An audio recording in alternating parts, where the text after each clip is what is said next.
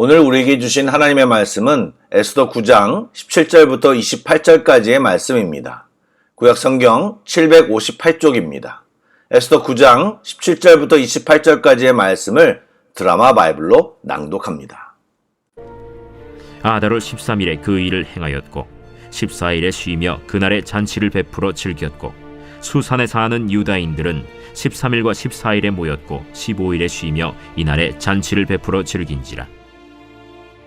그러므로 시골의 유다인 곧 성이 없는 고을고을에 사는 자들이 아달월 14일을 명절로 삼아 잔치를 베풀고 즐기며 서로 예물을 주더라.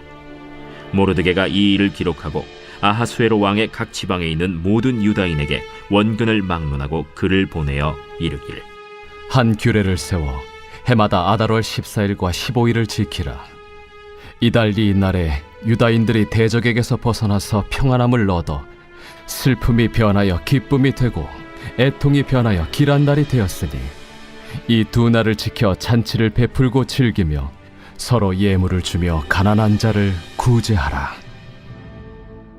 유다인이 자기들이 이미 시작한 대로 또한 모르드게가 보낸 글대로 계속하여 행하였으니 곧 아각 사람 함무다다의 아들 모든 유다인의 대적 하만이 유다인을 진멸하기를 꾀하고 부르 곧 제비를 뽑아 그들을 죽이고 멸하려 하였으나 에스더가 왕 앞에 나아감으로 말미암아 왕이 조서를 내려 하만이 유다인을 해하려던 악한 꾀를 그의 머리에 돌려보내어 하만과 그의 여러 아들을 나무에 달게 하였으므로 무리가 부르의 이름을 따라 이 두 날을 부림이라 하고 유다인이 이 글의 모든 말과 이 일에 보고 당한 것으로 말미암아 뜻을 정하고 자기들과 자손과 자기들과 화합한 자들이 해마다 그 기록하고 정해놓은 때 이 두 날을 이어서 지켜 패하지 아니하기로 작정하고 각 지방, 각 읍, 각 집에서 대대로 이 두 날을 기념하여 지키되 이 부림일을 유다인 중에서 패하지 않게 하고 그들의 후손들이 계속해서 기념하게 하였더라.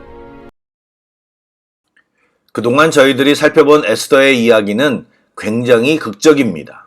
하만과 대적들이 유다인을 학살하려고 했던 날이 오히려 그들이 유다인들에게 죽임당하는 날로 변화된 사건은 유다인들이 후손들에게 가르치고 알려주고 기념할 만한 역사적인 사건이었습니다. 그래서 오늘 본문에서는 모세오경에서 알려준 율법에는 없지만 이방 땅에서 경험한 하나님의 구원의 역사를 기념하여 새롭게 만들어진 유대인의 명절, 부림절에 대해 설명하고 있으며 에스더를 읽는 후손들에게 하나님의 보호하심을 기억하고 기념할 것을 가르치고 있습니다. 자세히 살펴볼까요? 이미 말씀드린 대로 오늘 본문에서 왜 부림절이 아달월, 즉 12월 14일과 15일 이틀로 정해졌는지를 알려주고 있습니다. 하만이 유다인들을 학살하기로 한 12월 13일에 오히려 대적들이 죽임을 당하였는데 그것을 보고 경험한 각 지방에서는 유다인들이 14일에 즐거워 잔치를 베풀고 서로 선물을 주고 받았습니다. 그러나 수산성에서는 에스더의 간청으로 한 번 더 14일에 대적들에 대한 보복이 이어졌기에 15일에 그러한 잔치를 베풀게 되었습니다. 그래서 이것이 계기가 되어 유다인들은 14일과 15일 이틀간 원수들에 대한 승리를 기념하게 된 것입니다. 말씀을 보면 모르드게는 이 사건이 후대에게까지 전해져 하나님이 당신의 백성을 어떻게 지키셨는가를 대대로 기억해야 한다고 판단했습니다. 그래서 그 해에만 잔치를 벌이고 끝낼 것이 아니라 매년 12월 14일과 15일을 명절로 정하고 지키도록 제국의 모든 유다인에게 편지를 보냈습니다. 모르드게는 이 명절이 위협이 평안으로, 슬픔이 기쁨으로, 애통이 길함으로 변한 날이라는 의미를 밝히며 이 날에 잔치를 베풀고 선물을 주고받으며 나아가 가난한 자를 구제하는 전통을 세우게 했습니다. 모세오경, 즉 율법을 통하여 이스라엘 백성들이 가지는 3대 절기는 1월에 유월절, 3월에 오순절, 7월에 장막절이 있는데 12월에 부림절이 정해지므로 후에 첨가되는 9월의 수전절과 함께 유대인의 5대 절기가 정착된 것입니다. 이처럼 하나님이 베푸신 은혜를 당시 자신들만 누리며 즐거워하는 것으로 끝내지 않고 후대에게까지 알리고 기억하게 하는 것은 하나님의 역사하심을 믿는 성도들에게 마땅한 태도요, 그 자체가 굉장한 축복입니다. 사랑하는 여러분, 기념일에 대해 좀 생각해 보기를 원합니다. 6월절은 출애굽을 통해 만들어진 명절입니다. 그 명절을 처음 만들고 기념했던 1세대들은 그 명절을 지킬 때마다 그때의 감동과 기쁨, 그리고 하나님의 살아계심을 진하게 느낄 것입니다. 그러나 세월이 지나가며 가나안 땅에 평안히 정착하여 살고 있는 후대들은 사실 명절을 지키며 먹고 마시지만 명절의 의미가 퇴색되어 있지는 않을까요? 오늘날을 생각해 보면 충분히 상상이 됩니다. 성탄절을 생각해 보시기 바랍니다. 예수님의 탄생을 기념하는 성탄절은 완전히 퇴색되어 예수님을 생각하기는커녕 산타가 주인공이 되고 연인과 데이트하는 날, 온라이트하는 날로 변질되어 버렸습니다. 여러분, 기념일은 본래의 의미를 생각하는 것이 매우 중요합니다. 바라기는 기념일을 지키면서 원래의 그 기념일의 의미와 특별히 하나님과 예수님 또 성령님을 더 깊이 묵상하는 시간이 되기를 소망합니다. 그럴 때 기념일은 오늘 나에게 진짜 기념일이 되어 유익한 시간이 되는 것입니다. 과거 조상들만의 기념일로만 끝나는 것은 하나님이 정말 원하시는 것이 아닙니다. 그때의 하나님과 오늘 나의 하나님은 동일하시고 똑같이 우리를 사랑하시며 우리를 위해 베푸시는 능력 또한 동일하심을 우리는 잊지 말아야 할 것입니다.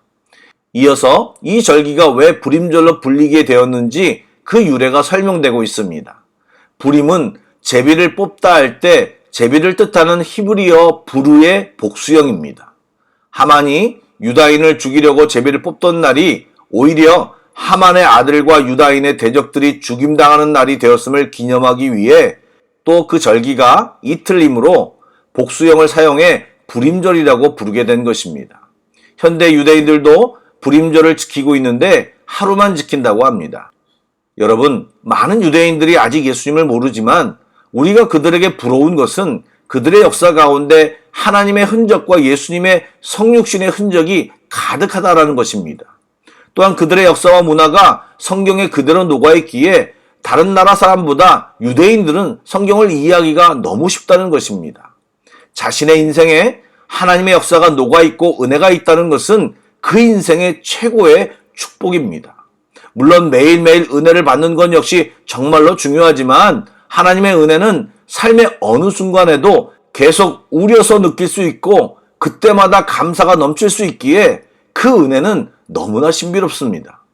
오늘 이 아침에 기도하면서 각자의 인생 가운데 경험했던 하나님의 특별한 은혜의 순간들을 기억해 보기를 원합니다.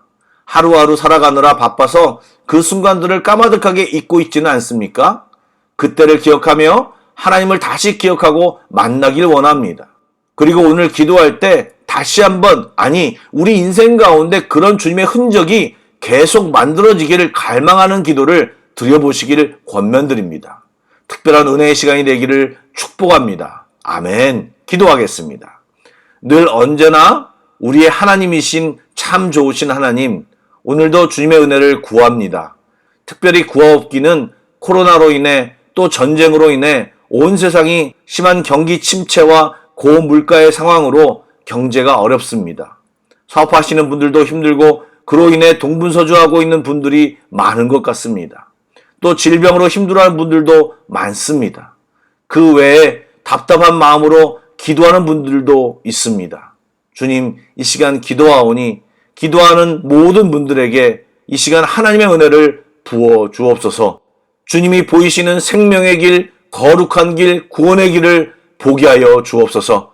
주의 은혜로 바로 서게 해주시고 주님이 우리들의 주님이심을 다시 한번 경험케 하여 주옵소서. 기도하오니 주여 함께하여 주옵기를 소망하오며 예수님의 이름으로 기도드립니다. 아멘. 계속해서 찬양곡을 묵상하시고 합심기도와 개인기도로 나아가겠습니다.